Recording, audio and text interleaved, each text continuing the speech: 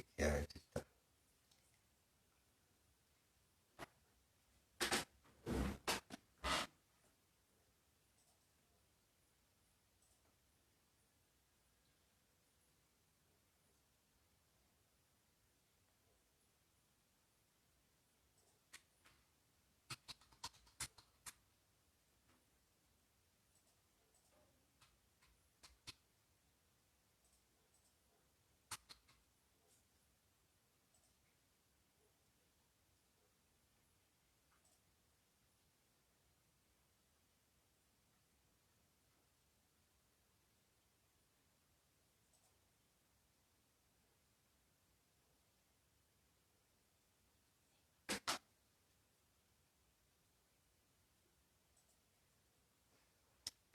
Te vienes aquí a reunir.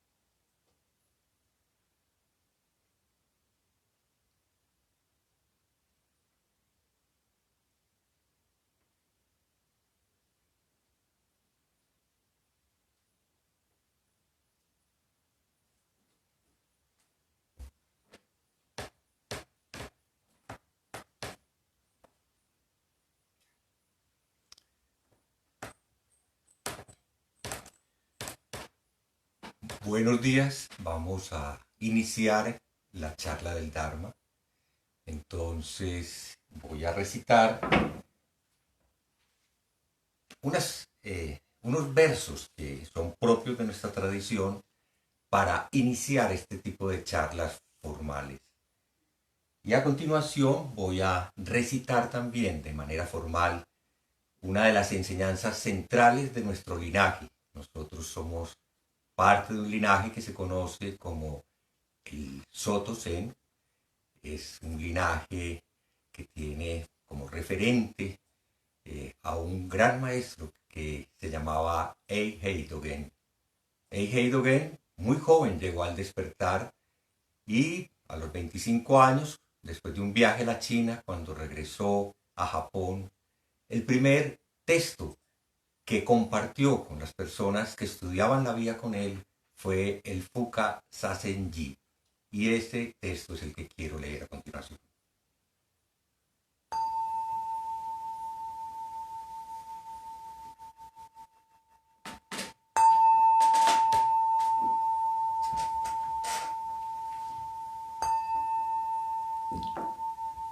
Un Dharma insuperable, penetrante y perfecto, rara vez se encuentra incluso en 100.000 millones de kalpas.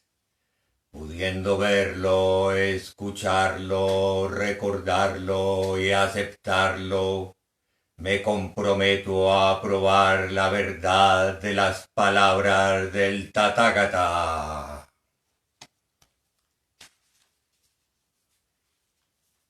Fuka Sazenji.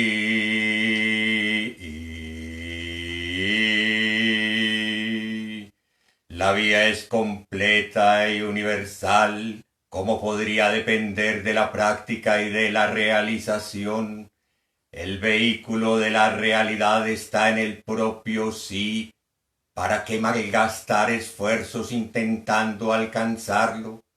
La gran mente está libre de polvo. ¿Por qué creer que existe un medio para desempolvarla? La vía nunca está separada de donde estamos ahora. ¿Por qué ir aquí y allá para practicarla? Pero si manifiestas la menor preferencia o antipatía, tu espíritu se pierde en la confusión. Si estás orgulloso de tu entendimiento, ilusionándote sobre tu propio despertar, viendo a medias la sabiduría que penetra en todas las cosas, haciendo nacer el deseo de escalar al mismo cielo, eso no es más que vagabundear al borde del camino del Buda. Considera a Sakyamuni Buda y a Bodhidharma. Hasta hoy puedes ver las marcas de sus prácticas. ¿Cómo puede la gente hoy dejar de practicar? Deja de correr detrás de las palabras. Aprende a girar la luz hacia tu interior para iluminar tu propia naturaleza. Deja caer cuerpo y mente, y tu rostro original aparecerá. Si deseas alcanzar el Zen, practícalo ahora inmediatamente. Para Zazen conviene una sala silenciosa. Come y bebe sobriamente. Abandona todo compromiso y aparta los asuntos cotidianos. No pienses bueno o malo, correcto o incorrecto. Deja a un lado el funcionamiento del intelecto y la abolición. No juzgues tus pensamientos ni tus perspectivas. No busques convertirte en Buda. Ser un Buda no tiene nada que ver con las formas de sentarse o acostarse. En el lugar donde te sientes, extiende una manta y coloca un zafu encima. Siéntate en loto o en medio loto. El loto coloca primero el pie izquierdo sobre el muslo derecho y el pie derecho sobre el muslo izquierdo. En medio loto coloca el pie izquierdo sobre el muslo derecho. Tu ropa debe ser holgada y limpia. Coloca la mano derecha sobre el pie izquierdo y la mano izquierda sobre la palma de la mano derecha. Las puntas de los pulgares se tocan ligeramente. Siéntate recto, sin inclinarte ni hacia la izquierda ni hacia la derecha, ni hacia adelante ni hacia atrás. Tus orejas deben estar en línea con tus hombros y tu nariz debe estar en línea con tu ombligo. Coloca la lengua contra el paladar, la boca está cerrada, los dientes en contacto. Mantén los ojos siempre abiertos, respira suavemente por la nariz. Luego de regular tu postura, exhala completamente y vuelve a tomar aire. Balancea tu cuerpo de izquierda a derecha un par de veces. Siéntate estable e inmóvil. Piensa en no pensar. ¿Cómo se piensa en no pensar? Pensando más allá del pensamiento y del no pensamiento. Esta es la forma esencial del Zazen. Zazen no es aprendizaje paso a paso de una forma de meditación. Es la verdad de la paz y la felicidad del nirvana. La práctica realización de la vía sin obstáculos. Al comprender su esencia eres como el tigre en la montaña o el dragón en el océano, ya que el verdadero Dharma se manifiesta en Zazen, elimina desde el comienzo la somnolencia y la distracción. Al terminar Zazen, muévete suavemente y sin prisa, no te levantes precipitadamente. Debes ver que trascender la distinción entre sabios e iluminados y que morir sentado o de pie depende del vigor del Zazen. La mente discriminadora no puede entender cómo se ha enseñado con un dedo, una bandera, una aguja, un mazo, un espantamoscas, un puñetazo, un bastonazo o un grito. Tampoco esto puede ser comprendido mediante poderes sobrenaturales. Estas acciones provienen de la práctica que está más allá de la mente. Por eso poco importa ser inteligente o tonto, superior o inferior. El concentrarse con todo el corazón, eso es la verdadera práctica de la vía. La práctica en la vida diaria es la realización de la vía. Los budas y los patriarcas siempre han reverenciado el sentarse inmóvil con un compromiso total, porque abandonar tu lugar de práctica y errar por otros países, un solo paso en falso y te apartas de la vía trazada claramente delante de ti, ya que naciste con forma humana, no pierdas tu tiempo. ¿Por qué perseguir placeres fugaces como chispas? Tu cuerpo es como una gota de rocío sobre una brizna de hierba.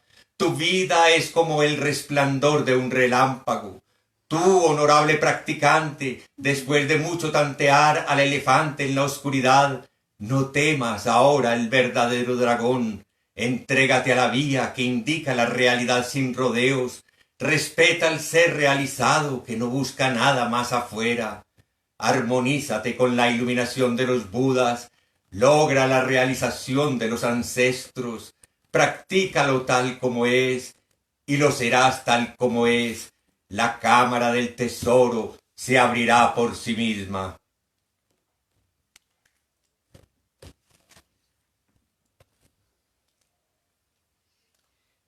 Hace 760 años, el maestro Dogen escribió este texto. Es decir, por 7 siglos, casi 8 siglos, en la tradición del Zen tal como se estableció en Japón inicialmente y se ha ido difundiendo por el mundo entero, estas enseñanzas se practican, se siguen, se estudian de manera regular. Zazen, que se traduce como meditación sentado. Sa quiere decir sentado. Zen, meditar, aunque la palabra tiene otras implicaciones. Esa palabra Zen viene de la palabra china Chan, que a su vez viene de la palabra sánscrita Yana, y la palabra Yana en sánscrito realmente significa concentración. Pero en el uso de la práctica de Yana, como se llamaba la escuela del Zen inicialmente, la escuela de Yana, finalmente quedó con la denominación de Chan, que fue la forma de expresarlo en chino. La palabra concentración incluyó la palabra atención, observación también. Entonces, al mismo tiempo, cuando ustedes piensen qué es Zen, nunca se limiten a decir meditación. Eso es solo una forma de referirse a una práctica que incluye aspectos mucho más amplios, mucho más profundos. Finalmente, la meditación se ha vuelto un elemento muy importante en nuestra vida moderna, dada la agitación, dada la inquietud general, y no solo porque tengamos ahora una situación como la que atravesamos con la pandemia, que no termina con esta cuarentena, que no es claro para dónde vamos. La vida del ser humano hace muchos siglos es una vida agitada, interna y externamente. Entonces es bueno, es deseable que los seres humanos traten de apaciguar su actividad. Que los seres humanos, nosotros, tratemos de tranquilizar, de bajar el ritmo, de estar frenéticamente corriendo detrás de chispas, de placeres momentáneos, finalmente, de cosas que son, bueno, como pompas de jabón, y si bien hay una belleza, una belleza en la inocencia, en el encanto de un niño que corre detrás de las pompas de jabón, no es lo mismo lo que cuando, por usar una metáfora, nos referimos a la vida adulta, cuando perseguimos un montón de ilusiones, de cosas inútiles, de cosas que finalmente nos hacen daño, que no nos dejan estar tranquilos. Realmente estamos siguiendo una vida de sufrimiento. Sí, la palabra que Buda ofreció se ha traducido como sufrimiento, dukkha. Dukkha realmente viene de esa sensación del niño que quiere agarrar finalmente la pompa de jabón. Un juego. El niño no tiene unas intenciones especiales. Él corre simplemente porque le emociona ver las bolitas que se elevan en el aire y las quiere agarrar. Y cuando estallan en sus manos, él se ríe. Sí, ojalá los seres adultos nos riéramos cada que nos damos cuenta de la tontería de querer agarrar a esas cosas tan frágiles.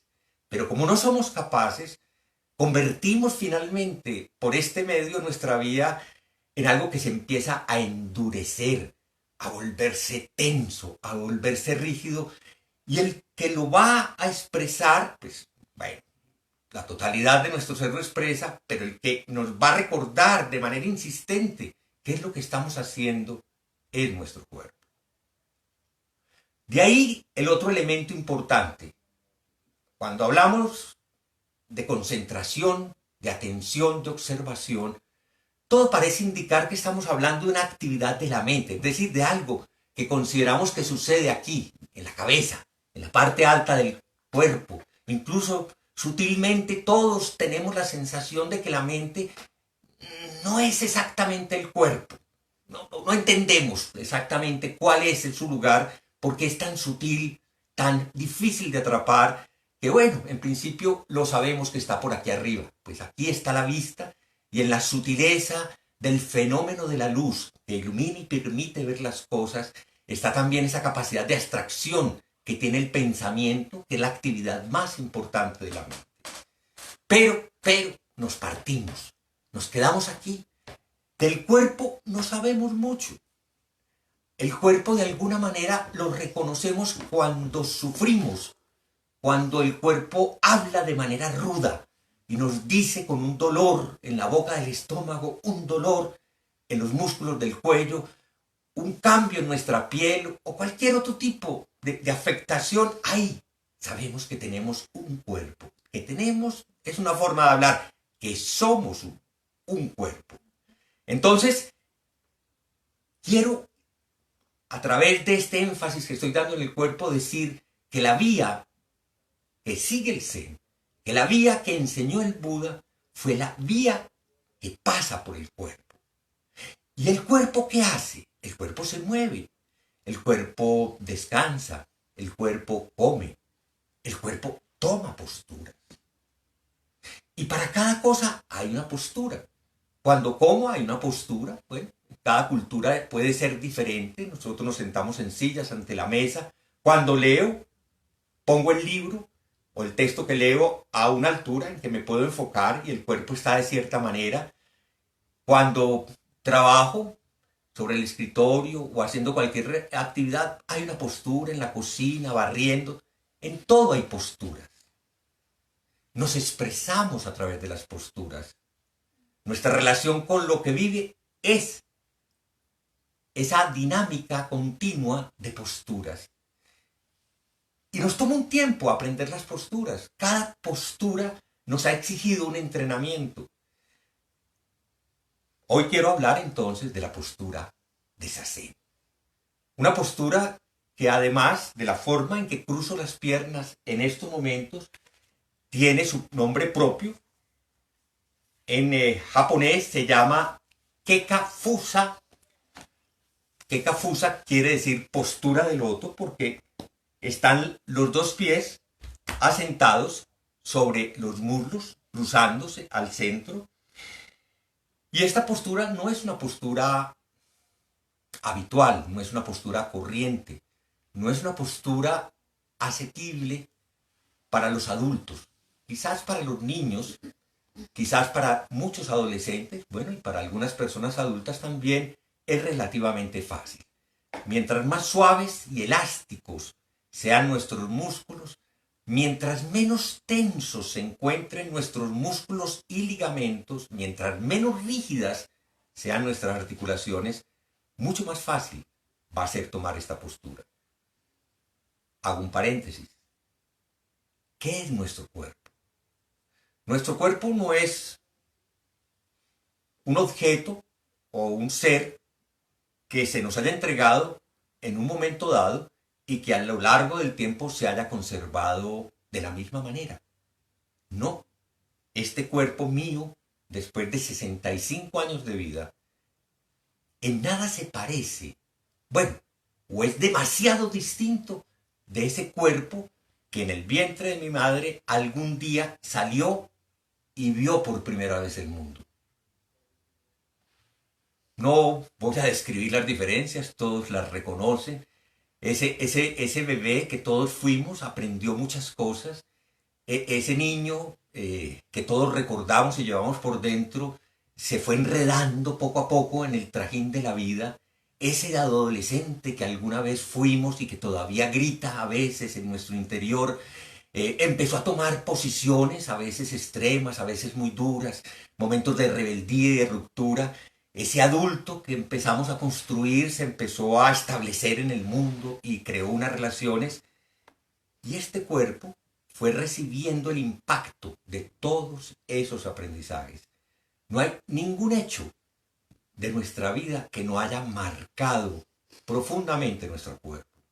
Es decir, nuestro cuerpo es, de alguna manera, nuestro testamento vital. Todo lo que somos, todo lo que podemos darle a los demás, lo tenemos escrito en el cuerpo. A mí me gusta mucho comparar el cuerpo con una guitarra. Y por favor, traten de imaginarse esta descripción. Las cuerdas de la guitarra, las que generan el sonido de la guitarra, son nuestras fibras musculares. El tono con que suenan se regula desde unas clavijas que están en nuestra mente y en la combinación de pensamientos y emociones, de historias y recuerdos, esas clavijas se aprietan o se sueltan. Y eso se expresa a través del grado de tensión muscular. Entonces, todo lo que hemos recogido en las historias, todo eso que evocamos a través de los recuerdos, de todo lo que estamos pensando en nuestras diferentes situaciones, están actuando de manera constante como clavijas, haciendo que el tono muscular aumente o disminuya. Entonces, cuando en una práctica como la nuestra se nos invita a tomar una postura como esta, lo primero que debemos entender es que nos vamos a enfrentar con el grado diferente de tensión que le hemos puesto a nuestro cuerpo. Y eso es muy bonito, porque hay dos maneras de abordar la dificultad en la práctica. Una es reprocharse el no tener el entrenamiento suficiente, la preparación adecuada, no tener el cuerpo preparado para eso. Y otra es ver que esta postura revela, muestra de forma natural, directa, nuestras tensiones, nuestras dificultades, nuestras historias. Y no tenemos que pensar en ellas, las podemos ver porque están ahí, a través de las molestias, de los pequeños dolores. de eso que a veces para muchos meditadores se convierte en algo un poco difícil, y es mantener la postura porque aparecen dolores en diferentes sectores donde la tensión se está manifestando. Entonces, este cuerpo es realmente el elemento, voy a poner una palabra, y me disculpan los que no gustan mucho de este lenguaje, es el elemento sagrado del ser. A través de este cuerpo buscamos cambiar, transformar nuestra forma de relacionarnos con nosotros mismos y con el mundo. A través de este cuerpo y del estudio que se nos ofrece adoptando esta postura, estamos realmente abriéndonos al conocimiento de nuestro verdadero sí. No digo yo, digo sí, y lo puedo poner con mayúscula. Es decir, eso que nos constituye, que no es algo estático, sino que está continuamente transformándose, continuamente cambiando dentro de cierto cauce que le da singularidad. He insistido en otras charlas en que vamos cambiando el lenguaje y dejemos de hablar de los individuos y hablemos de las diferencias que se marcan en cada uno de nosotros como singularidades. Sí, así como dos hojas de un mismo árbol son singulares, tienen diferencias, no son dos yoes, no son dos individuos de ese árbol, son singularidades.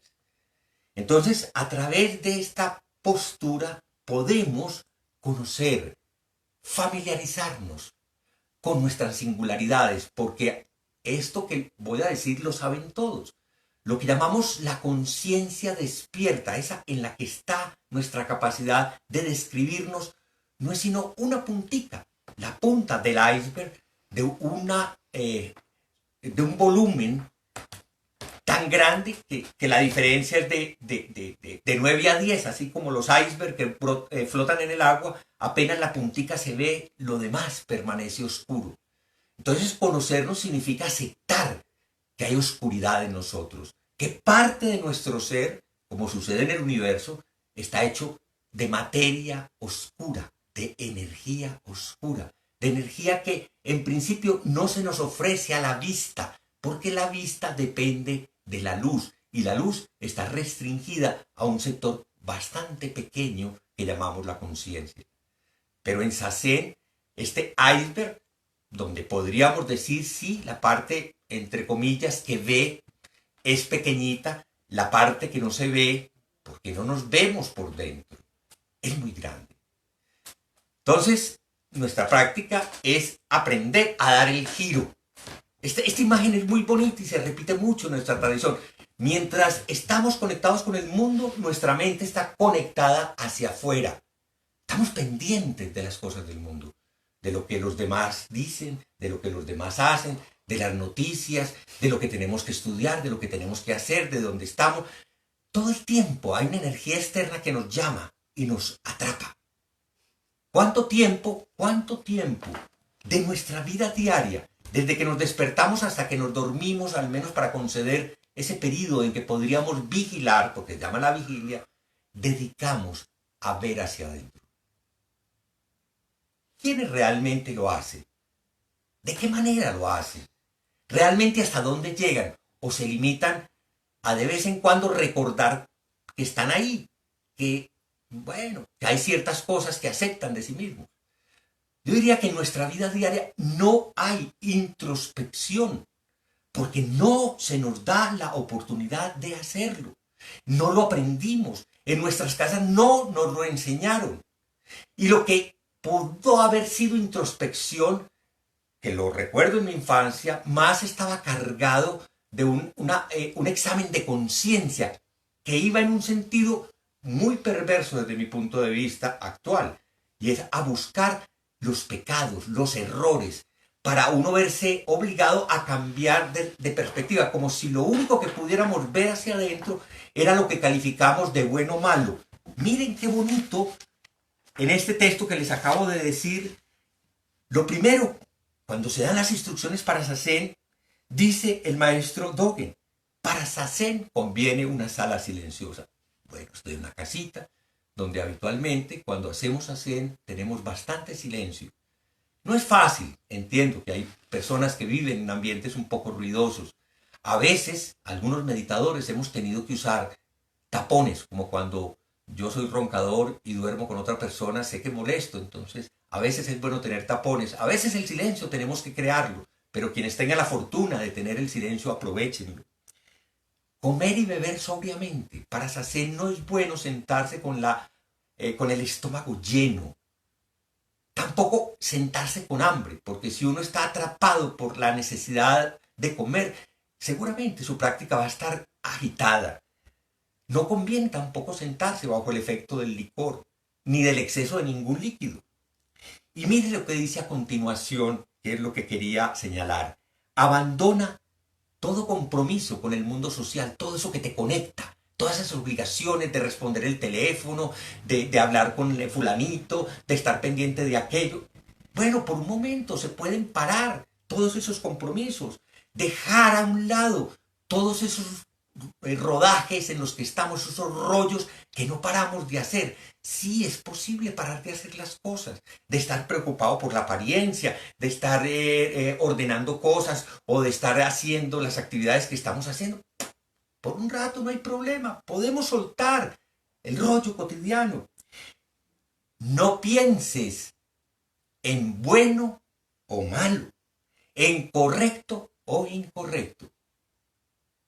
Qué interesante que el maestro Dogen, de una cultura pues, muy diferente a la nuestra, de origen judeocristiano, plantee eso. Sí, es que hay una tendencia a valorar el yo en términos de que esté haciendo lo bueno, porque al hacer lo bueno se entra en una categoría en que socialmente se es aceptado. Sí, somos dependientes de civilizaciones que han construido modelos de comportamiento, de morales que definen a los seres aceptados y a los seres rechazados. Pero eso se pervirtió. Si era al comienzo, y siempre al comienzo, el uso de la moral apunta a algo cuya intención es sana, con el tiempo ese tipo de cosas se terminan volviendo retorcidas. Y yo creo que si somos honestos, en buena parte de nuestro pensamiento, quedarnos en esos rollos de lo bueno y lo malo, lo único que ha hecho es alimentar el retorcimiento de nuestra mente. Entonces, cuando nos sentamos en zazen, no nos sentamos a juzgar, a criticarnos, a ver si somos buenos o somos malos. Eso no importa. Vamos a enfrentarnos a nuestra realidad, a lo que es como es. Ese es el asunto esencial de zazen. A permitir que lo que soy, fruto de una vida recorrida, fruto o producto de otras vidas recorridas, es decir, estamos arrastrando acontecimientos del pasado que están dejando repercusiones en el presente. Y estamos realizando acciones en el presente que pueden dejar repercusiones en el futuro. Eso es lo que se llama karma. Cuando nos sentamos, no podemos prescindir de las huellas de ese tipo de colectas, de cosechas. Están con nosotros, pero no peleamos, no las rechazamos, no las consideramos un impedimento. Simplemente nos abrimos a ellas y les abrimos un espacio para que estén presentes en nuestro cuerpo. Deja a un lado el funcionamiento de tu intelecto y tu voluntad. No quieras hacer nada especial. No trates de pensar en nada especial. No dice pon la mente en blanco. Dice no alimente la actividad del intelecto. No alimentar el pensamiento. Y el pensamiento generalmente nos lleva a concretar acciones. Entonces a dejar la voluntad de hacer cosas. Ya lo dije, no juzgues tus pensamientos ni tus perspectivas. Bueno, si hay pensamientos, déjalos, pero no los alimentes. No continúes detrás de ellos, ni siquiera de los buenos pensamientos. Por ejemplo, quiero ser un Buda. No, en zazen no importa, eso es un pensamiento. Nadie necesita querer ser un Buda. Eso es solamente una idea que se puede expresar, no hay que juzgarla. Pero durante zazen se puede y se debe dejar de lado. Ser un Buda no tiene nada que ver con las formas de sentarse o acostarse. En el lugar donde te sientes, bueno, entonces hablemos en concreto. Voy a explicar un poco para las personas nuevas, porque sé que hay algunas personas que me están viendo que nunca se ha sentado en zazen. Intencionalmente no voy a dar más explicaciones diferentes a las habituales de un sendo, de un lugar de práctica del zen, pero sí voy a dejar abiertas algunas posibilidades que aceptamos plenamente. Entonces voy a explicar exactamente con detalle la postura de zazen. Para sentarnos es bueno tener una superficie acolchonada. Esto lo llamamos sabutón, y el sabutón tradicionalmente se hace con otro tipo de materiales. En una adaptación que hicimos aquí en Colombia, utilizamos un material que se llama jumbolón, que es acolchonado, y lo forramos en una tela de algodón. Entonces, para poder evitar el maltrato de una superficie dura, usamos algo que nos proteja. También podría ser una manta, una cobija, doblada, lo que ustedes tengan. Para nosotros esto es muy importante. Un buen cojín, un zafú o zafu, las dos son correctas. Cada persona tiene una altura propia que le termina generando la facilidad de la postura. Eso hay que probarlo. Al comienzo uno no sabe cuál es. En principio recomendamos un zafu que en total mantenga una altura por encima de los 10 centímetros, sobre todo para las personas que empiezan. El zafu se coloca en este tipo de zabutón que es pequeño. Lo colocamos hacia atrás para que nos quede suficiente espacio adelante. Hay unos zabutones que son un poco más grandes, entonces es tradición dejar el zafu en la mitad, pero en los nuestros que son más pequeños recomendamos que sea un poco hacia atrás. Entonces, bueno, no voy a explicar los detalles porque aquí se me pierde un poco la cámara. Entonces, nosotros hacemos regularmente un gesto que se llama gassho, y los que de pronto ya hayan visto la práctica de, bueno, los budistas en general, saben que gassho es la postura de las manos, bien unidas, las palmas, una con otra, los dedos pulgares pegados a las palmas de las manos, los antebrazos más o menos horizontales y la punta de los dedos a la altura de la nariz, más o menos unos 10 centímetros por más o menos a la distancia de la nariz. La punta de los dedos a la altura de la nariz. Esto es gassho. Si yo me inclino, hago una venia con gassho. Ese es un gassho con venia o una venia con gassho.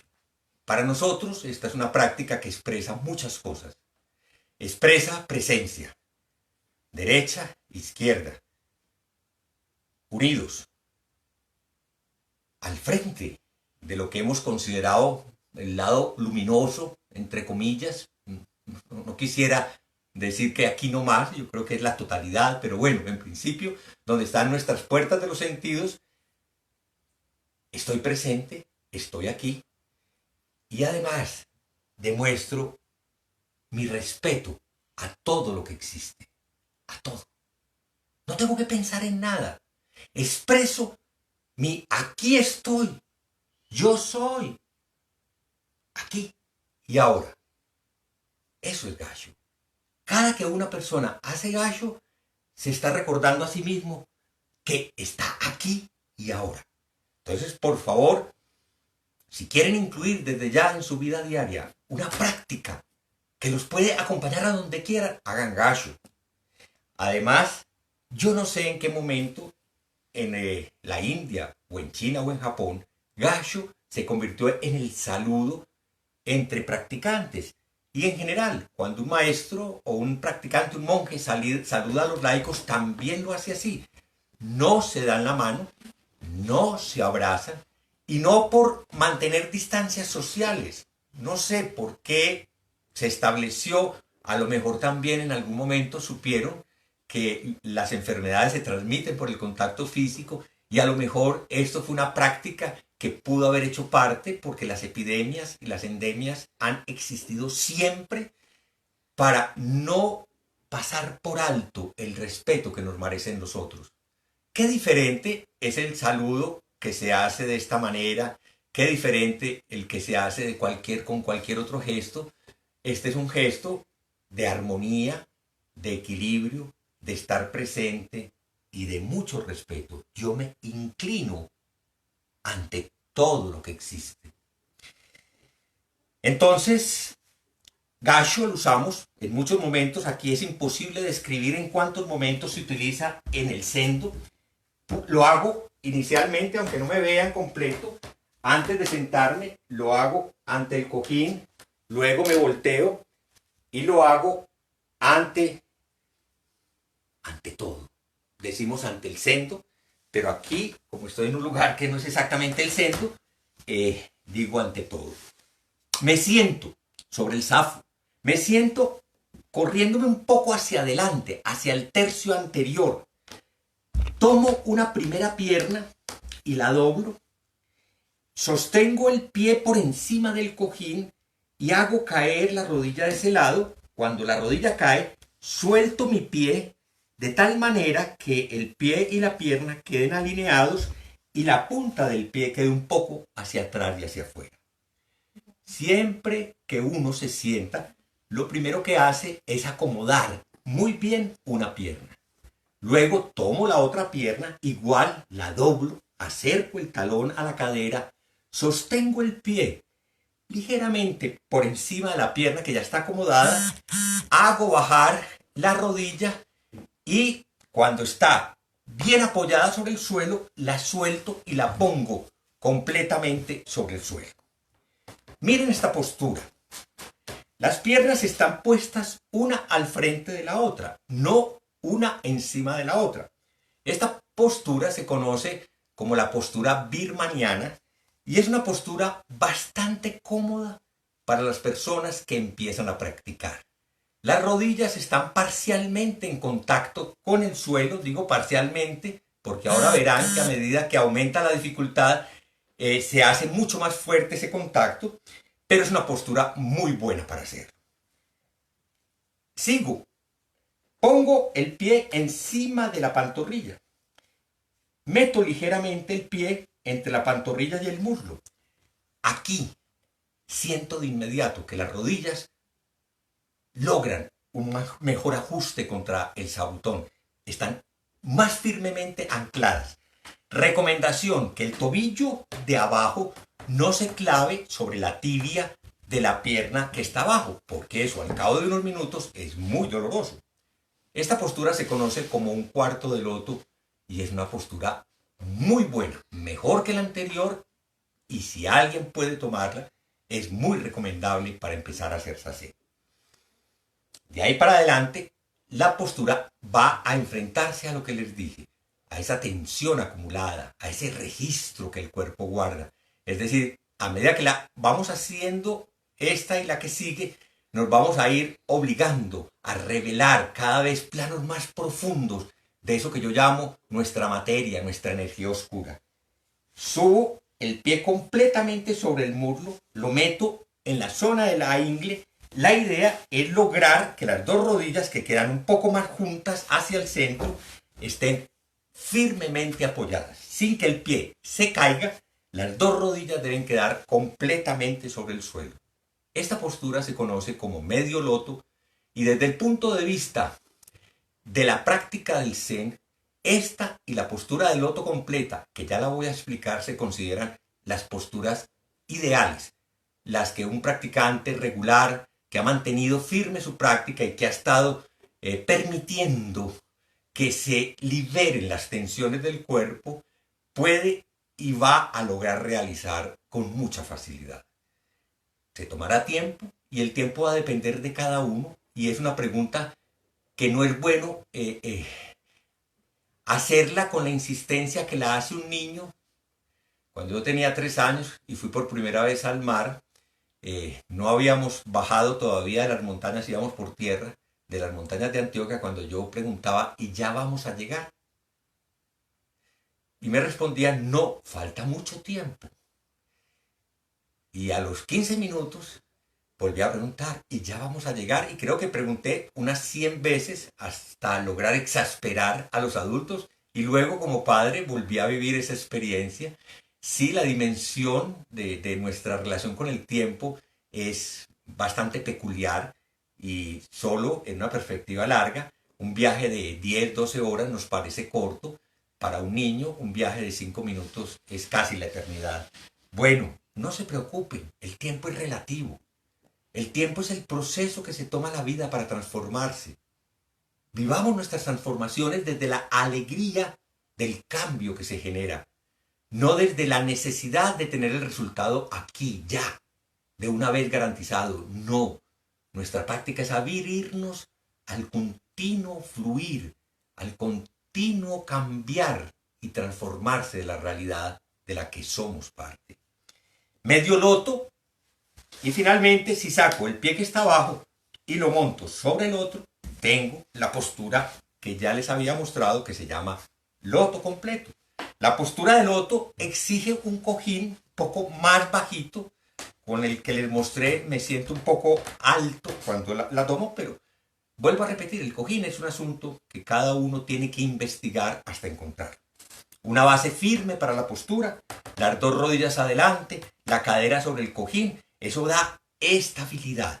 Nuestra postura finalmente es como una montaña estable.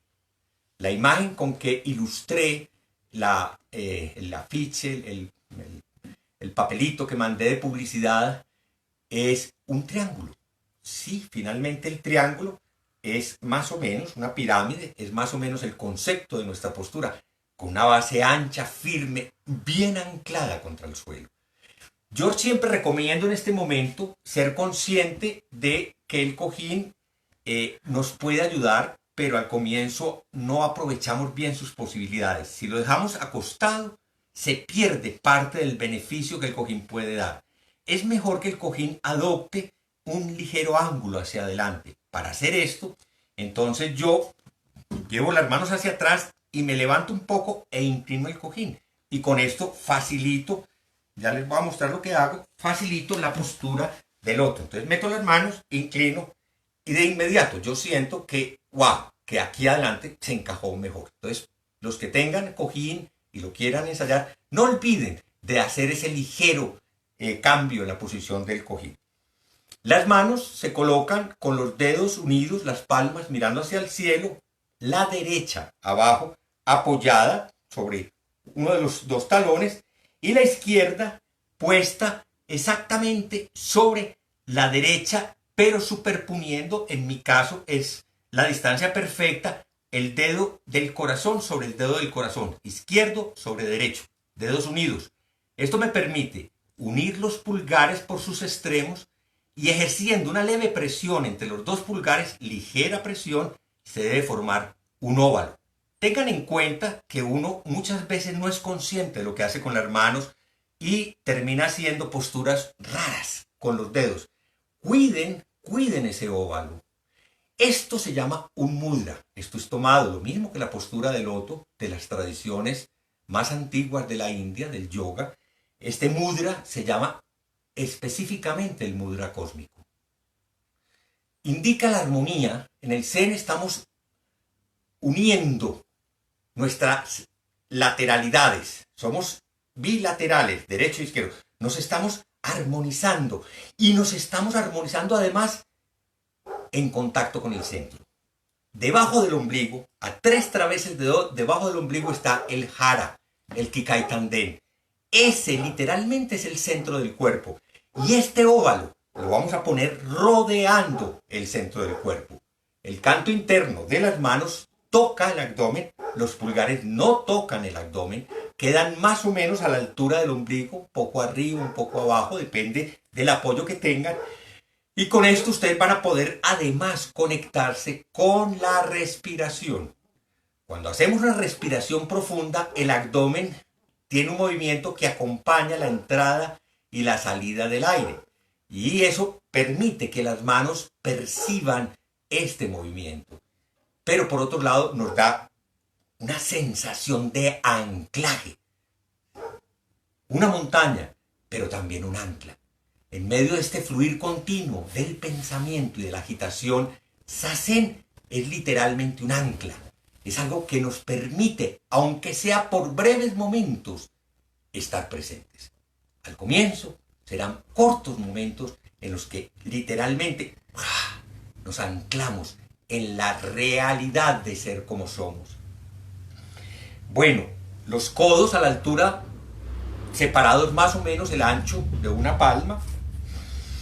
Tratamos de relajar lo más que podamos los miembros superiores, brazos, antebrazos. Dejamos reposar las manos. Si no tengo esta postura, puedo usar una almohadita, un cojincito, una bufanda, un trapito, cualquier cosa que nos haga un punto de apoyo. Aunque algunas personas practican con las manos sin apoyo, nosotros recomendamos que esto no es bueno porque se va a generar mucha tensión en los hombros y esto va a terminar tirando la postura un poco hacia adelante. Entonces, por favor, busquen siempre apoyo para el mudra, para que logren relajar bien brazos, hombros y espalda. Ahora sigue lo que yo siempre defino como lo más importante. El ser humano, por evolución, por naturaleza, es un ser vertical. Desarrollamos, por razones más o menos claras, la verticalidad como esa línea evolutiva que separó al ser humano actual, incluso de los homínidos cercanos, de los simios. Nuestros más cercanos parientes filogenéticos, los chimpancés y los gorilas, no tienen la verticalidad que nosotros tenemos. No tienen las caderas diseñadas de la manera en que las tenemos los seres humanos. Y no tienen la columna vertebral en el mismo estilo que la tenemos nosotros. Ni tienen el cráneo convertido en lo que se convirtió en los seres humanos. Es decir, somos una especie diferente. Y la característica de esta especie, de la especie humana, es tener un tronco, una columna vertebral parecida a un árbol. Y eso es muy significativo. Por eso, en muchas tradiciones, cosmológicamente, el hombre es la antena que conecta el cielo con la tierra, lo mismo que los árboles, pero con una característica, y es que a través del humano se expande, no digo que existe, se expande la capacidad de la conciencia. Y no entro a especular más, sé que eso es lo que nos compete a nosotros, que la verticalidad es muy importante, que perder la verticalidad por culpa de las malas posturas es una tragedia, es una lástima, que abrir la postura y soltar las tensiones en la espalda es una expresión de liberación, que la felicidad y la energía de un ser humano se ve en cómo está su cuerpo. No es lo mismo tener un cuerpo así, no es lo mismo tener un cuerpo así. Es decir, hay un montón de posturas que no hablan ni de alegría, ni de felicidad, ni de ecuanimidad, ni de tranquilidad. Hay posturas que sí lo hacen. Y yo personalmente estoy convencido de que Zazen es una postura que cambia, que transforma esas características, esas tendencias que muchos seres humanos tenemos. Entonces, para lograr una buena postura de la columna, inclinamos la cadera hacia adelante, las caderas son dos, inclinamos, dejamos la pelvis un poco caída hacia adelante, el hueso del pubis mirando un poco hacia el suelo, enderezamos hasta encontrar el plano vertical, sintiendo que se forma una pequeña curvatura a nivel lumbar, es decir, el abdomen se deja caer un poco hacia abajo, hacia adelante. Al mismo tiempo, empujamos el cielo con la punta de la cabeza, hacemos que el mentón se hunda un poco hacia el cuello y por último, echamos los hombros hacia atrás y hacia abajo. Dejamos gotear los omóplatos. Esa es una metáfora muy rara que la primera vez que escuché me sorprendió, pero sí, es como si las alas nuestras se cayeran, se fueran hacia atrás. Al comienzo, hacer esto que acabo de indicar implica tensionar, como si uno cogiera un arco y lo pone en su punto, pero luego de que llega al punto, lo dejo quieto y suelto la tensión que estaba ejerciendo. Entonces relajo, de arriba hacia abajo, suelto toda la tensión y permito que la postura se conserve por la actividad de algunos músculos que son hechos para eso, para conservar nuestra verticalidad. Y relajo el resto. Cabeza, cuello, hombros, brazos, omóplatos, tórax. excepto la parte baja de la región lumbar. Los ojos están abiertos. En Zazen recomendamos abrir los ojos. O mejor, va a ser tan específico como una monja que vino de Francia a comienzo del año pasado, Kankyo, que decía que lo que hacemos en Zazen es quedarnos justo en ese punto, en ese umbral entre el adentro y el afuera. No nos distraemos mirando el mundo, no nos perdemos mirando adentro. Nos quedamos ahí donde el mundo de afuera todavía nos toca y el mundo de adentro está abierto para que pueda ser contemplado. Semicerrados, con la mirada dirigida en un ángulo de 45 grados, dirigimos la vista hacia el suelo. Si practicamos al frente de una pared, bueno, la línea de la mirada va a atravesar en algún punto la pared. No se trata de mirar un punto fijo. Se dice que cuando los ojos están puestos de esta manera, los ojos están relajados. Y eso es lo importante. Es decir, relajados, tienen una capacidad de ver cualquier cosa que atraviese sin distraerse. Cuando los ojos persiguen un objeto, yo pierdo la capacidad de observar el resto. Eso lo saben muy bien los practicantes de artes marciales. Hay que tener una visión global, total, para percibir todo. La respiración nace de una buena postura. Cerrados no respiramos bien. Si yo echo los hombros hacia atrás y hacia abajo y tengo la columna recta, de forma natural, mi tórax se expande y el diafragma puede incursionar y hacer completo su recorrido. Bajar cuando inhalo, subir cuando exhalo. Si yo estoy así, muy difícilmente lo podré hacer. De modo que una buena postura da la posibilidad de una buena respiración. ¿En qué es bueno insistir en la respiración desde la experiencia de la práctica de Zazen? En lo importante que es exhalar. Si yo exhalo completamente, sobre todo al comienzo de la práctica, logro renovar el contenido de aire que está entrando a mi cuerpo. Y la exhalación trae tranquilidad. Cuando uno exhala, suelta, deja ir, incluso energetiza el cuerpo. Ese es el momento en el que tenemos mayor, entre comillas, control de nuestras funciones fisiológicas. Entonces, por favor, tómense el tiempo al empezar la práctica de hacer varias exhalaciones profundas, dejando que la inhalación sea natural, 2, 3, 4 veces, y luego siguen con un ritmo natural. Finalmente, en el Zen nunca se habla de controlar el pensamiento, de poner la mente en blanco, de parar el pensamiento. Quizás a veces en algunos textos se da esa idea, porque sí es verdad que cuando uno está en estados de concentración, en estados de jhana, el pensamiento deja de ser importante. Uno ya ni piensa en que no está pensando. Y eso es una experiencia inaudita. Eso de sentir que uno está simplemente fluyendo como si fuera en la cresta de una ola y nada lo perturba, nada lo atrapa, nada se le hace más importante que nada. Eso es una experiencia extraordinaria. Entonces en el Zen hablamos de Hichiryu. Hichiryu es el pensamiento sin pensamiento, o el pensamiento del no pensamiento, o el pensar del no pensar. Hay muchas traducciones y todas son igual de complicadas. ¿Qué es el pensamiento sin el pensamiento? Es no tener el pensamiento de querer no tener pensamiento.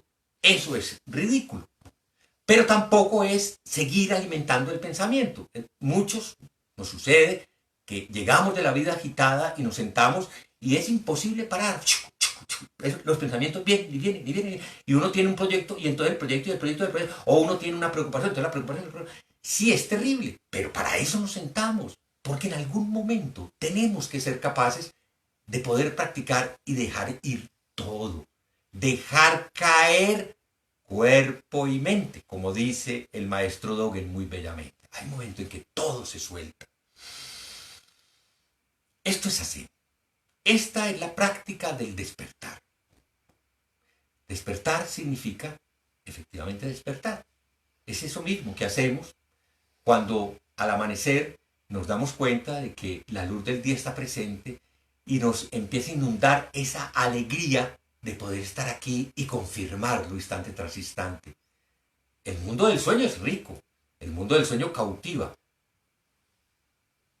Puede que sea importante, pero no es la vida del ser humano. no es la vida completa del ser humano, es un pedazo, algo que nos repone, algo que tiene que ver, entre comillas, con la zona oscura del ser humano. Pero lo más importante de nuestra vida sucede en el momento en que nos levantamos. Ahí asumimos nuestro rol de ser humano, nuestra responsabilidad de estar aquí y ahora. Entonces, aunque sea visto desde esa perspectiva, la iluminación, que no es nada especial, ser un Buda realmente no es algo especial. Ser Buda, según nuestra tradición, es algo que todos los seres de forma inherente ya son. Simplemente no nos damos cuenta, simplemente no lo vemos. Para eso nos sentamos, para quitar esos velos o dejar de confundir esos velos con la realidad que es ser un Buda. Decía uno de nuestros maestros japoneses, Daiji Kobayashi, un hombre que vivió en unas condiciones de gran pobreza, puesto que Zazen es una postura en la cual el ser humano no hace nada, no busca nada, es Musho Toku, sin afán de ganancias, sin buscar provecho. Es muy extraño. Yo he repetido muchas veces ante una pregunta, ¿y para qué sirve meditar? ¿Para qué sirve hacer Zazen?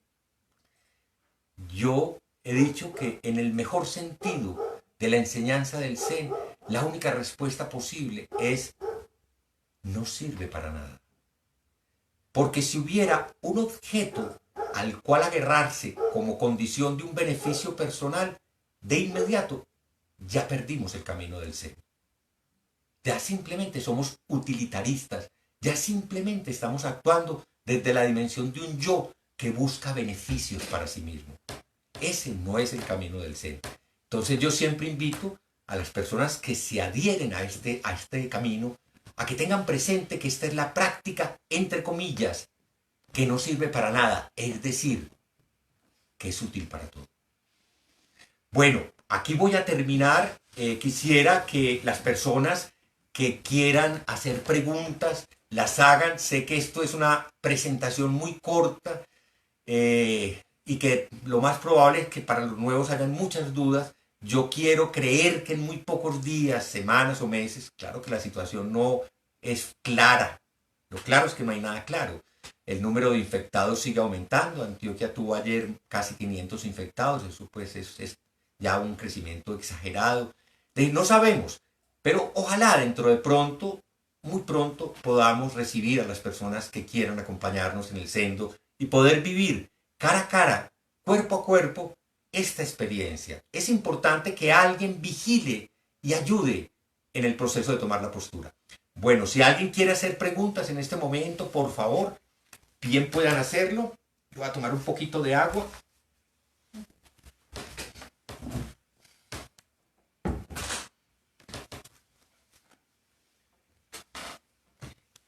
Estamos esperando si alguien quiere hacer alguna pregunta o algún comentario.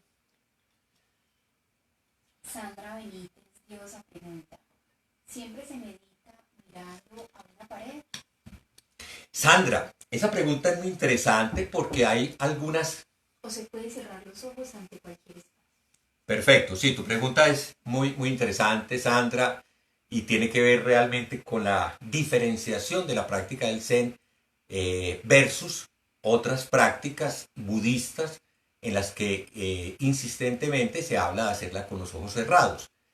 Yo quiero primero reconocer que no hay una obligación estricta en el practicante laico que practica Zazen, que se acerca a nuestra tradición, para que o practique con los ojos abiertos o practique con los ojos cerrados.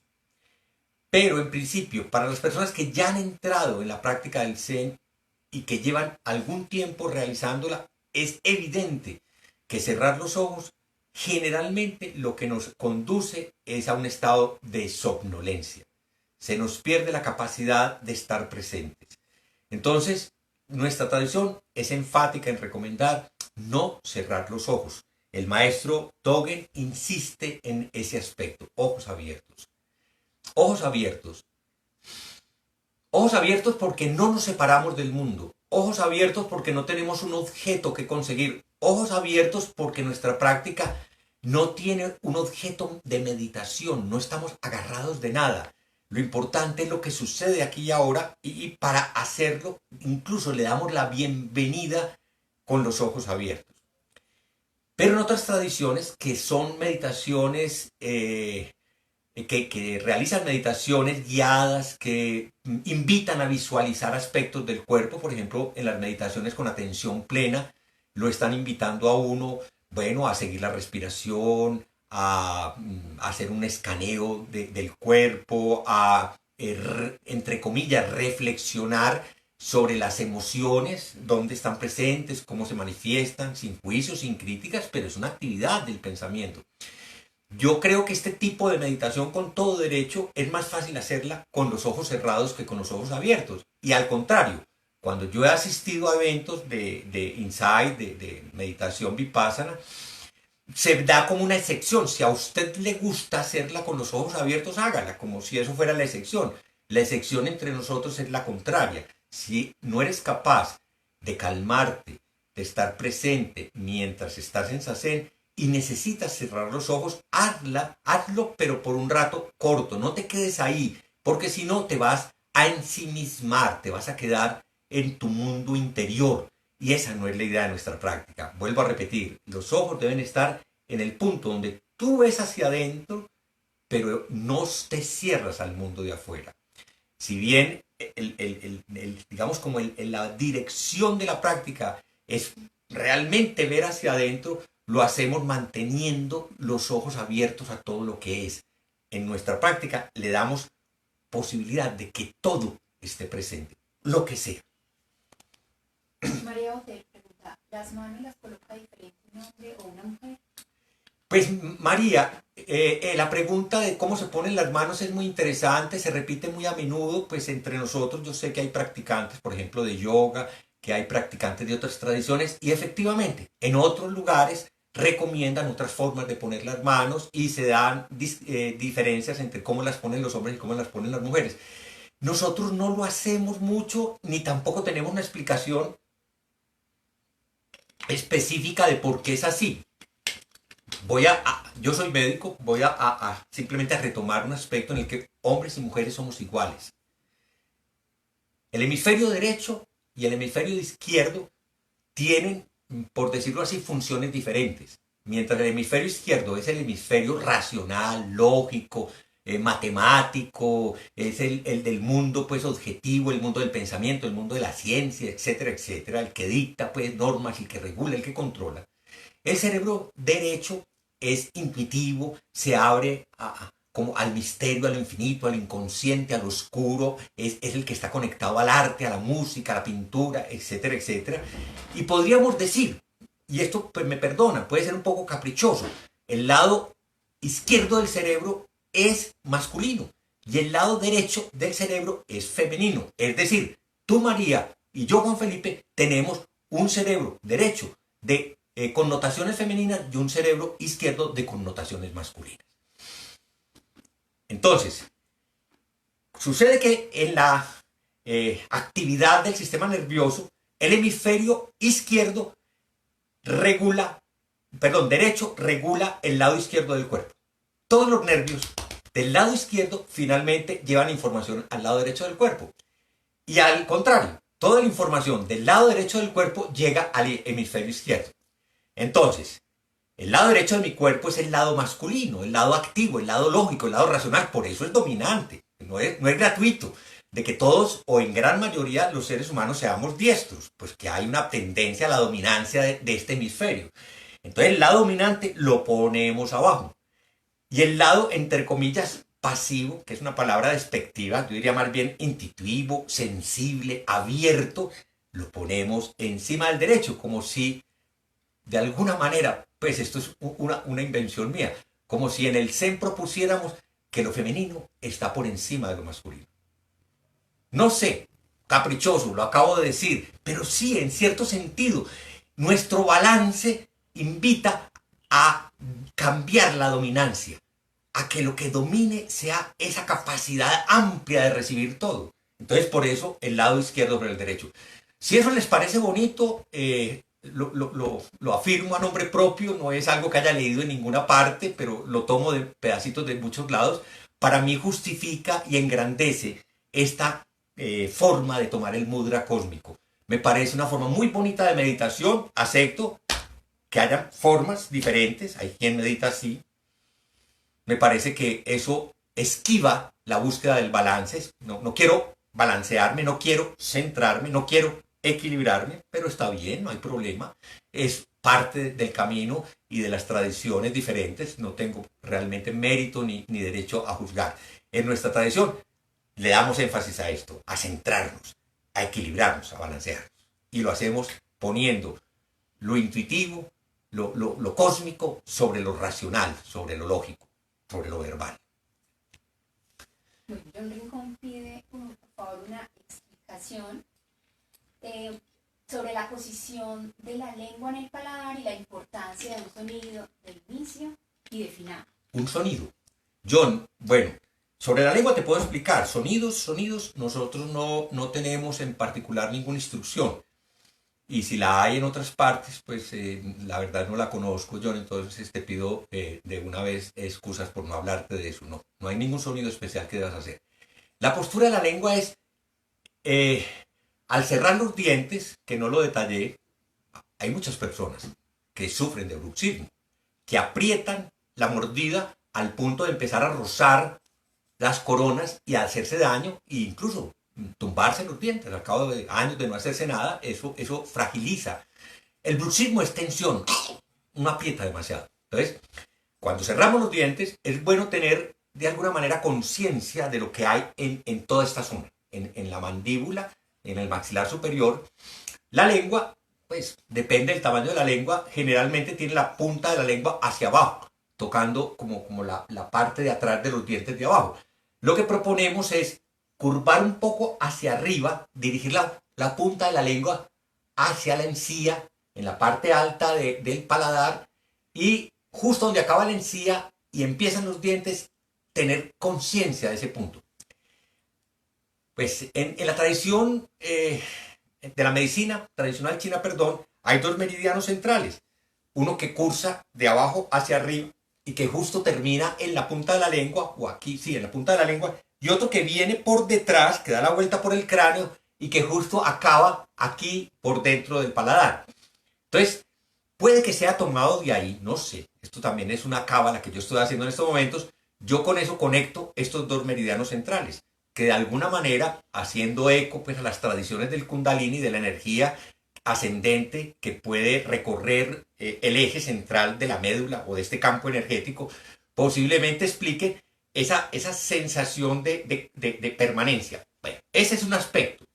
Pero el más importante, John, y todos, es vigilancia. Cuando yo estoy sentado en Zazen y estoy atento, el mudra que estoy formando debe ser un oval y debe mantenerse así todo el tiempo. La punta de la lengua debe estar ahí donde estoy diciendo, tocando el paladar, donde acaba la encía y empiezan los dientes. Pero si observan, tómense en el tiempo y practiquen para que lo vean, al cabo de unos minutos, a veces segundos, la lengua ¡pum!, se cayó y las manos están así, caídas completamente. ¿Qué significa esto? Que nos fuimos, que nos perdimos. Entonces, ¿para qué nos sirve eso? Para darnos cuenta de que nos fuimos y al volver y tomar de nuevo el mudra y volver a poner la lengua en contacto con el paladar, yo le pongo un chorrito de energía a la postura. Lo mismo que hago al volver a recomponer los hombros, porque todo el tiempo en la práctica, la invitación, sobre todo al comienzo, es darse cuenta de qué pasó en la postura y volver a la postura. Esa es la esencia pues, de nuestra práctica. Por eso decimos simplemente sentarse, porque todo lo que hacemos tiene que ver con la postura sentada del cuerpo. Vuelvo a repetirte, no sé nada de los sonidos. Entonces lo investigo si hay algo, pero en nuestra práctica nunca se lo he oído a nadie. Andrés pregunta, ¿en qué punto recomienda enfocarse? Yo me concentro en la respiración contando hasta 7.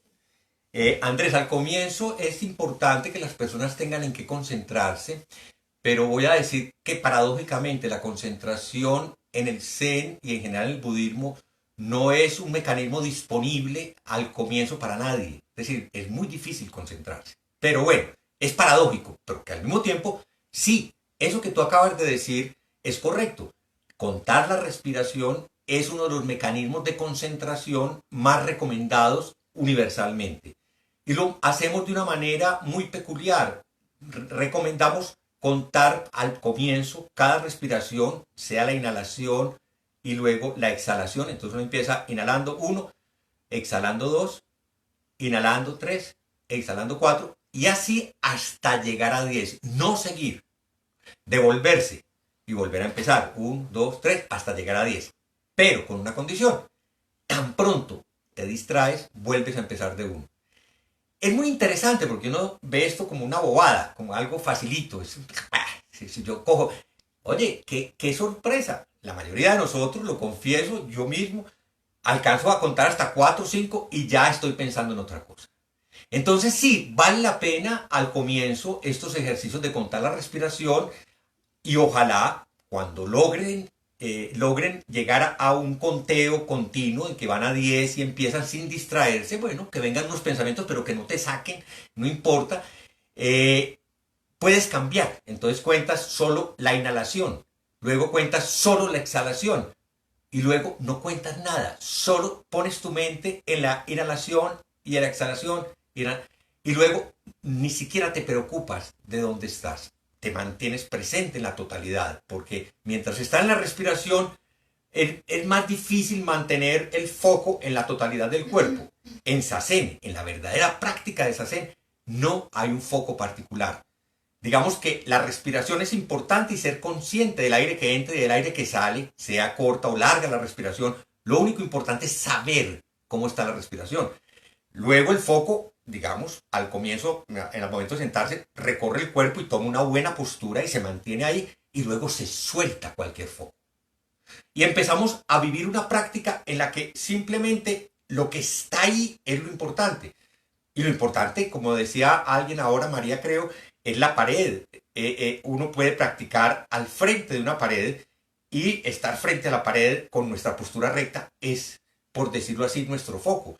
A veces son ruidos que llegan. Sí, a veces hay ruidos durante la práctica y no deberíamos sentirnos mal porque hay ruidos. Llegaron los ruidos. A veces son sensaciones del cuerpo. Le damos cabida a las sensaciones del cuerpo. Sentimos las sensaciones del cuerpo. A veces es una sensación simplemente de fluir. Le damos cabida a esa sensación. Entonces, al comienzo, para responderte ya, Andrés, de manera concreta, me parece muy bien seguir esas modalidades de contar la respiración, pero siempre la invitación es que al cabo de un tiempo sueltes y no trates de agarrarte de nada. Soltar es más importante que agarrar en nuestra práctica, pero para una mente dispersa, si no agarra se pierde. ¿No? Que vuelvo a decir, esto es un poco paradójico. Es decir, necesitamos concentración para darnos cuenta de que la concentración no depende de nuestro deseo de tener concentración. Es un poco así. Bueno, ¿quién más? Gustavo pregunta sobre el calambre que se da en las piernas después de un tiempo en loto, si es normal, y si se debería ignorar ese calambre y seguir en Zazen, o mejor pues, pararse para calmar el calambre. Todos los meditadores, todos los que se sientan en el suelo, estamos expuestos a sensaciones en las piernas que tienen que ver con varias cosas. La más importante es el uso de un buen cojín y la forma de usarlo. Es decir, el que tengamos un buen cojín y el que sepamos usarlo bien. Cuando nos montamos demasiado en el cojín, cuando la raíz del muslo queda montada sobre el borde del cojín, estamos haciendo presión sobre los nervios ciáticos. Son dos nervios que al lado y lado tienen este calibre. Son enormes. Y los nervios están rodeados por una red de capilares que se llama la vaso nervorum. Con la presión, generalmente esa vaso nervorum se colapsa y empiezan a aparecer entumecimientos. Por supuesto, al cabo de unos minutos de estar entumido, el entumecimiento se puede convertir en dolor. Entonces eso se vuelve desesperante. A veces, pequeñas maniobras, como esta que yo dije, de coger y tirar el cojín y pararlo, libera esa presión y santo remedio. A veces no es suficiente. A veces la sensación aumenta, continúa y al cabo de otros minutos, pues uno simplemente ve que no puede continuar. Entonces no hay ningún problema. No estamos invitando a la gente a explorar el dolor como en una técnica sadomasoquista, como si el dolor fuera una fuente de placer. No. Estamos invitando a reconocer la dificultad, que a veces puede ser dolorosa, como una forma de conocimiento. A veces a través de enfrentar la dificultad, aprendemos muchísimo sobre nosotros mismos. Hasta ahí vale la pena. Pero si el dolor te está sacando, te está enloqueciendo, hombre, haces gacho, sueltas la postura, incluso por un minuto no, lo que necesites, 2, 3 minutos, te pones de esta manera. Así. En un sendo formal donde uno respeta a los que están al lado, es mejor sentarse así. Bueno, en tu casa puedes tener un poquito más de libertad, pero en principio, para que no pierdas la conciencia de la postura, quédate así. Y dejas descansar las piernas. Ya cuando sentiste que tus piernas están bien, vuelves y te sientas en la postura que estés haciendo. Medio loto, un cuarto de loto, o la postura birmaniana, o cualquier otra. Que no expliqué una postura, pero bueno, esa no era la idea de hoy. Vuelvo a repetir que más adelante haré un curso de introducción, ojalá presencial para los que quieran. Pero bueno, con respecto a esto que es muy común de los entumecimientos, no se lo tomen como una cosa grave. Es algo que realmente lo que nos invita es sobre todo aprender a manejar muy bien el cojín. Es esto aquí atrás que estoy haciendo en este momento es lo importante, es lo más importante. A veces también hay pequeños entumecimientos porque la postura de las piernas no es buena. También es cuestión de aprender a ver qué estamos haciendo para corregir esos detalles. Pero eso es fácil de manejar. Eso es un asunto muy sencillo y vuelvo a repetir, cuando ya la situación es demasiado extrema, simplemente descansa y vuelves a la postura. Eso es todo. Laurita Robledo, partiendo de la premisa que la meditación no se usa para un beneficio, ¿cuál es el objetivo de la práctica? La pregunta, Laura, del objetivo y del beneficio siempre es una pregunta formulada desde alguien que está atrapado yo diría, en la necesidad de ser algo. Es imposible en el mundo humano no quedar atrapado en esa pregunta. ¿Yo qué voy a hacer? En algún momento, todos estamos de alguna manera programados para ser algo. Y ese ser algo depende incluso de todos los seres con los que estamos. Nuestros padres esperan que seamos algo. Nuestros amigos confían en que seamos algo. El mundo entero nos está presionando para que seamos algo. Es decir, el ser algo, el devenir en algo, el become, como dice tan bella, to become en inglés, es muy fuerte, nos atenaza. Entonces la pregunta por el objetivo, por el resultado, por el beneficio, personalmente creo que nace de esa presión. Y como no se trata de negar que eso es importante en el mundo social, pero sí de ver el daño que nos hace a nivel interior, a nivel de nuestra capacidad de vivir aquí y ahora, de abrirnos a la realidad como es, yo diría que en nuestra práctica siempre tratamos de invitar a soltar todas esas presiones. Entonces es más bonita una práctica, es mucho más profunda una práctica, es mucho más transformadora una práctica sin objetivo que una práctica con objetivo. Pero ojo, obviamente, somos un poco como el burrito. Nos tienen que poner una zanahoria para que caminemos. Cuando ya no queremos caminar, entonces así nos vemos un poco compelidos para hacer el movimiento. Entonces yo creo que muchos de los objetivos, entre comillas, que se trazan en la práctica son válidos. Cada persona tiene necesidades diferentes. Yo entendería perfectamente que alguien que practique esa cena al comienzo siente la necesidad de calmar su mente porque está pasando por una experiencia muy difícil en su vida. Yo sé que algunas personas quieren resolver situaciones humanas importantes y está bien. Hasta cierto punto, eso al comienzo todos lo necesitamos. Pero yo sí creo que en esta práctica lo más importante es entender que lo esencial es simplemente continuar. No importa hacia dónde vamos. Eso es tremendamente bello porque la meta no está allá, no está al final. Laura, yo sé que suena un poquito atrevido lo que digo. La meta está acá. Ya la tenemos. Cualquier cosa que nos saque de acá nos hace perder realmente el único lugar en el que se da la libertad. Y ese lugar ya está aquí, simplemente que no lo vemos. Entonces, yo sé que para muchos esta forma, entre comillas, paradójica de la enseñanza budista puede ser un poco difícil de coger al comienzo, pero sí es necesario que tengamos objetivos, claro. hay que liberarse, hay que transformarse, hay que abandonar los hábitos, hay que bueno, solucionar las cuestiones emocionales, hay que aprender a tener un pensamiento sabio, etcétera. Todos esos son objetivos válidos. Y sin embargo, ninguno de esos objetivos es el objetivo de la práctica. Eso es lo paradójico. Es decir, lo importante de esta práctica es que tú y cualquier ser del mundo en estos momentos, ya tal como es, expresa la naturaleza de Buda. Es perfecto tal como es. Mira qué paradójico. Y sin embargo, para llegar ahí, vamos a tener que dar unas vueltas larguísimas y hacer un montón de cosas y practicar un montón de cosas. En esa paradoja practicamos. Entonces, por favor, acepta una respuesta en la que te digo, no tener objetivos es lo más importante, pero descubre cuáles son tus objetivos. Cuál es realmente la forma en que tú puedas dirigir adecuadamente tu práctica para liberarte de todo lo que te retiene o te presiona para llegar a hacer algo. Eso es lo que tenemos que hacer. Gracias por tu pregunta, Laura. Luz Amparo y Nava comenta, se invita mucho a meditar y lo que siempre vi es que es dirigida y con música de fondo, una persona hablando muy suavemente. Eso no es meditar. Eso es meditar, Luz. Sí, yo diría que incluso más bien deberíamos renunciar nosotros a la palabra meditar. No hace falta. Yo creo que muchos que practican Zazen y en ciertos entornos finalmente preferimos hablar simplemente de la práctica de Zazen.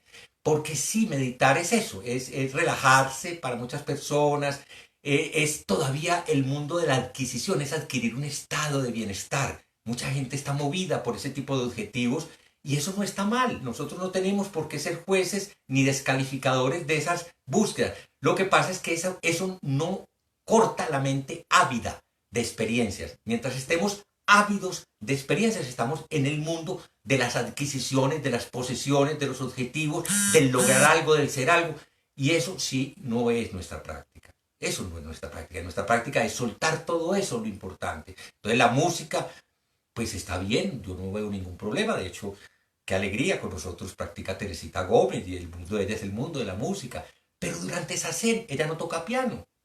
Puede que a veces se acuerde, pero normalmente pues ella suelta la música. Nosotros soltamos todo, no necesitamos un ambiente bonito y no necesitamos que nos digan qué hacer durante la práctica.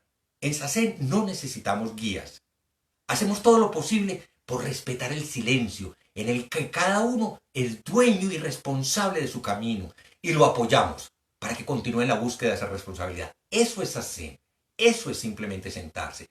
Pero respeto las otras prácticas, que a veces yo mismo ofrezco. Yo he estado en ambientes donde la gente espera que les diga qué hacer durante la meditación. Claro que hago lo posible para que al final sepan que lo importante no era lo que yo decía.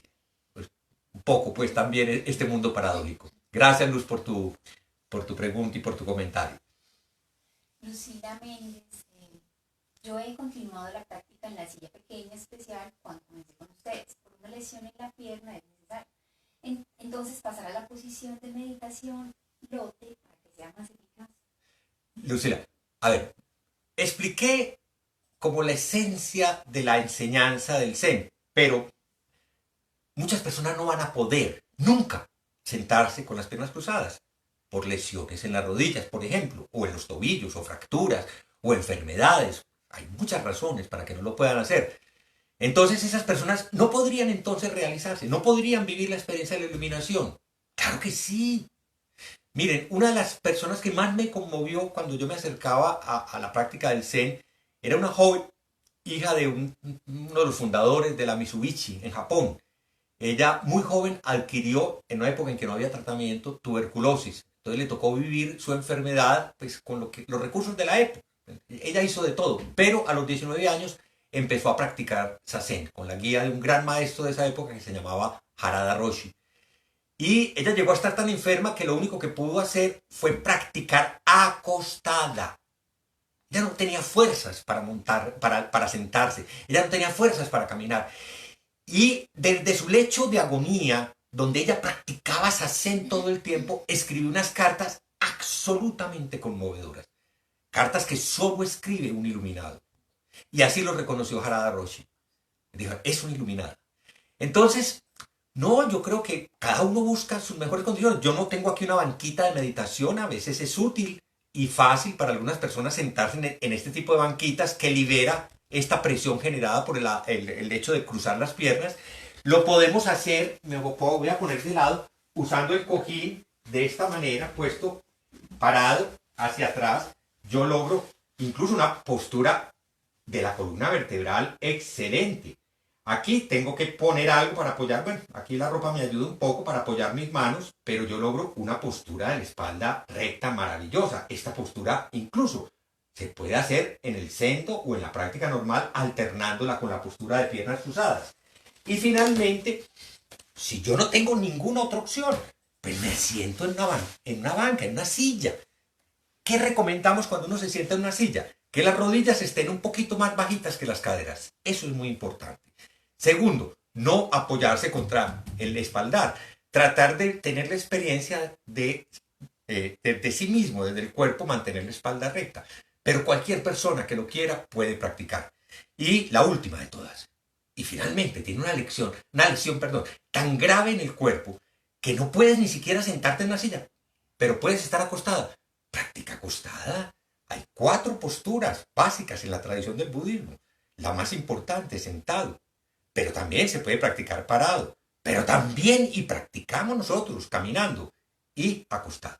Lo que pasa es que acostado, el resto de la humanidad, cuando practicamos nos quedamos dormidos y eso no es malo, pero no es realmente la propuesta de la práctica, donde queremos estar despiertos. Humberto Robledo pregunta, bueno, al sentarme en semiloto, las terminales del peroné se encuentran causando incomodidad. ¿Cómo mejorar? Perdón, las terminales Del peroné, se encuentra el peroné. del peroné. Eso depende, Humberto, no sé, es tan difícil ese tipo como de situaciones, de responderlas sin observar un poco. Me gustaría pues poder opinar, porque quizás sea el cojín el que te está generando esa presión. Entonces ahí el relleno del cojín puede tener que ver, la altura del cojín. Mira, lo digo no porque me pase a mí, pero en estos días he estado montando en bicicleta. Después de viejo volví a montar en bicicleta porque nunca lo había vuelto a hacer. Y me ha dado muy duro el sillín, me molesta mucho justamente ahí en el periné. Y descubrí que, al contrario de lo que hacen los ciclistas, si bajo la altura del cojín, pues del sillín, perdón, me va mejor. Me quita fuerza porque parece ser que mientras más largo sea en proporción con la altura de la cintura, mejor. Pero no me funciona. En cambio así me quito esa presión. Entonces yo creo que sí tiene que ver un poco con el manejo del tipo de cojín y de la forma en que estés usando eso. Ojalá algún día pueda verlo, no sé, después hablamos a ver si con unas fotos o algo te puedo ayudar, o con un videito que alguien te haga y me muestras y de pronto te puedo dar una recomendación. Pero básicamente yo creo que eso tiene que ver es con el cojín. Carlos Valencia, cuando entro a meditar, la mente me trabaja exteriormente y no encuentro resultados. ¿Qué debo hacer? Paciencia, Carlos. Es que eso es. Es decir, nuestra práctica es enfrentarnos al muro. El muro es la mente activa. El muro es esa cosa poderosa que se nos plantea.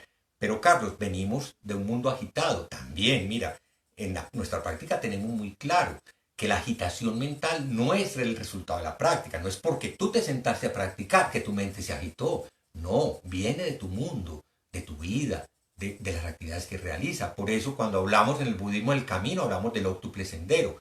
Y te recuerdo que los elementos centrales del óctuple sendero son el habla recta o correcta o sabia, la acción, y es todo el ámbito de lo ético, y el modo de sustento correcto. Entonces, ¿esto qué está diciendo? Que en nuestra práctica es muy importante también estar abiertos a reevaluar de manera regular y continua lo que estamos haciendo, porque la agitación de nuestra mente viene de lo que hicimos en el pasado. Entonces, a veces abrirnos a la dificultad es también abrirnos a la posibilidad de reconocer esas cosas que nos atormentan, que nos preocupan, o las preocupaciones del futuro, qué sé yo. Pero todo está tan íntimamente articulado que sí es indispensable que el practicante se abra de manera juiciosa a esa reflexión sobre su vida y trate de soltar, de cambiar aquellas cosas que más lo perturban, porque pues de lo contrario la práctica por sí sola no va a hacer nada. Pues yo no sé, yo he conocido personas que están metidas en el mundo delincuencial y han querido meditar.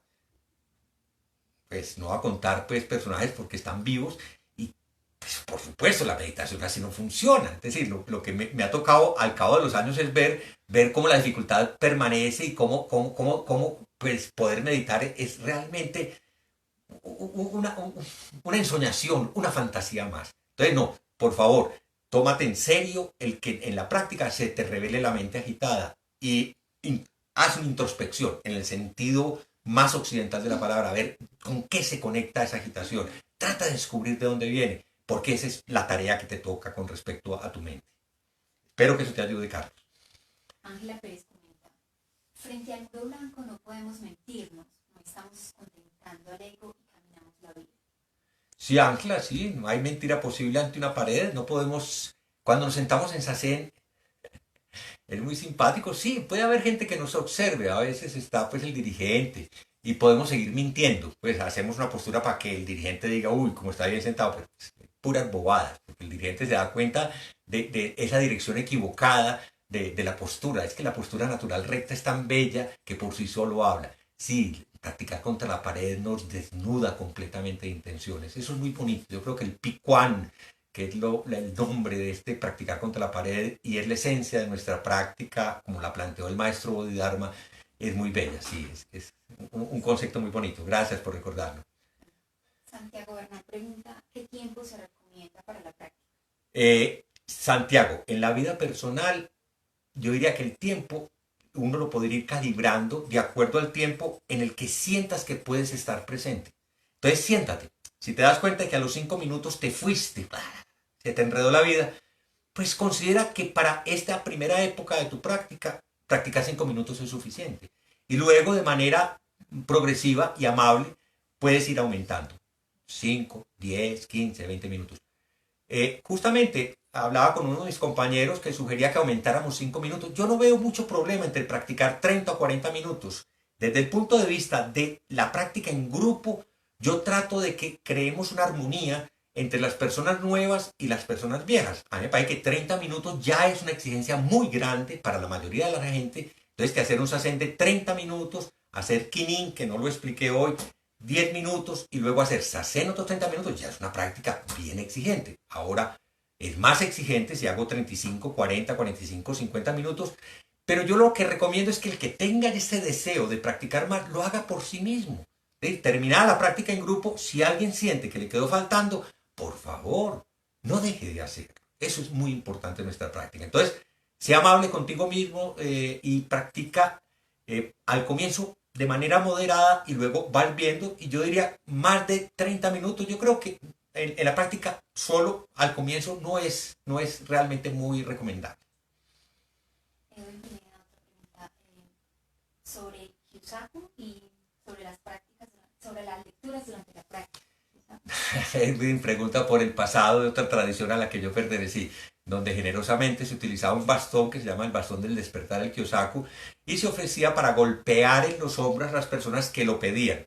A mí me parece una forma muy militaresca, una forma muy de institución. Yo lo considero muy válido en monasterios donde los monjes quieren tener un influjo estimulante, pero en la vida diaria de personas laicas yo considero que eso es un juguete que se vuelve vanidoso, ruidoso y un poco invasivo. Produce mucho ruido y genera mucho, no sé, es un escenario que no me parece, en la nueva tradición que sigo, realmente legítimo.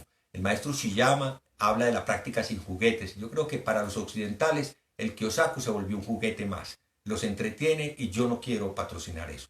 La única forma en que yo uso el Kyosaku es durante retiros, como una guía para ayudar a enderezar la postura. De resto, prefiero realmente dejarlo para los monasterios de la tradición del Zen en Japón, donde eso puede ser muy útil. ¿Cuál es la otra parte de la pregunta?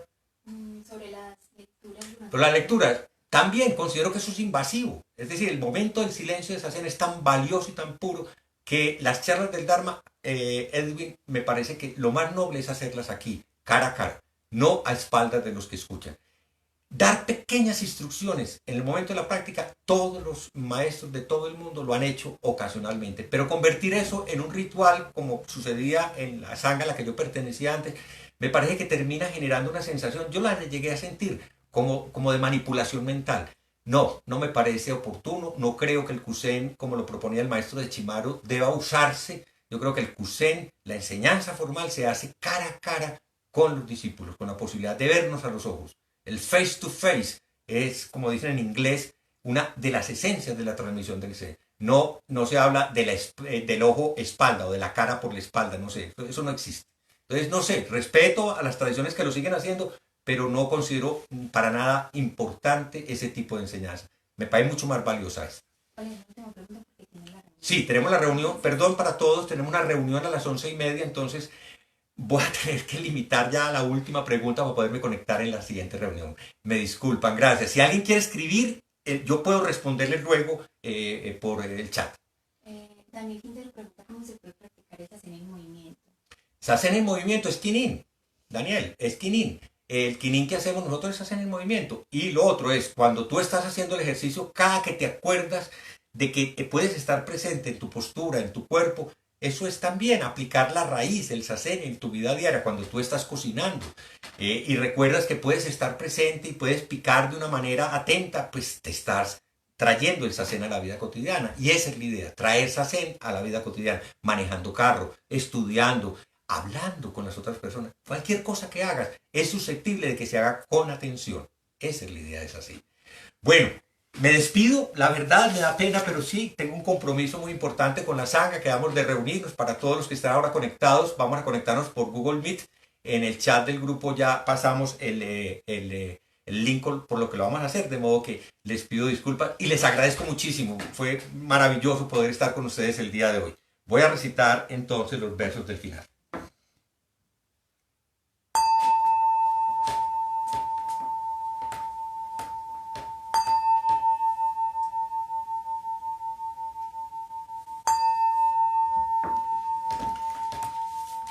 Que nuestra intención se extienda por igual a cada ser y lugar con el verdadero mérito del sendero de Buda. Los seres son innumerables, hago el voto de salvarlos. Las ilusiones son inextinguibles, hago el voto de terminarlas. Las puertas del Dharma son infinitas, hago el voto de atravesarlas.